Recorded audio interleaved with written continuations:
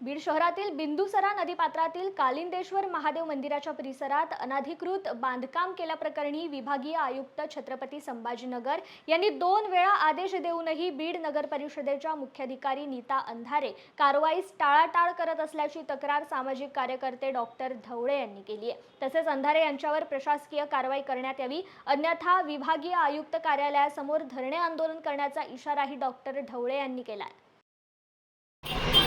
बीड शहरातून जाणाऱ्या बिंदुसरा नदीपात्रामध्ये मोठ्या प्रमाणावर भूमाफियांनी अनधिकृत बांधकाम केलेलं आहे। इतर ठिकाणी अतिक्रमण करतानाच बीड शहरातील जे कालिंदेश्वर महादेवाचं मंदिर आहे त्या ठिकाणी अतिक्रमण केलं आहे। संबंधित प्रकरणामध्ये आम्ही जिल्हाधिकारी कार्यालयासमोर शिवलिंग पूजन आंदोलन केलं होतं। त्या आंदोलनानंतर विभागीय आयुक्त कार्यालय यांनी 2 वेळा मुख्याधिकारी नीता अंधारे यांना संबंधित प्रकरणी कारवाई केली दिली।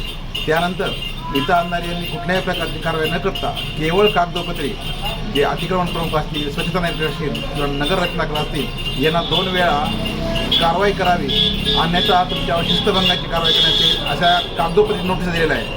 एकत्रित जर पाहिलं तर या प्रकरणी नीता अंधारे यांची जबाबदारी असताना सुद्धा हे कुठल्याही प्रकारे कारवाई करत नाही। त्यामुळे या ठिकाणी भूमाफियांना ही पाठराखण करणाऱ्या मुख्याधिकारी नगर परिषद पीठ नीता अंधारे यांच्यावरच प्रशासकीय कारवाई करण्यात यावी, यासाठी विभागीय आयुक्त यांना तक्रार करून त्या ठिकाणी धरणे आंदोलनाचा इशारा दिला आहे।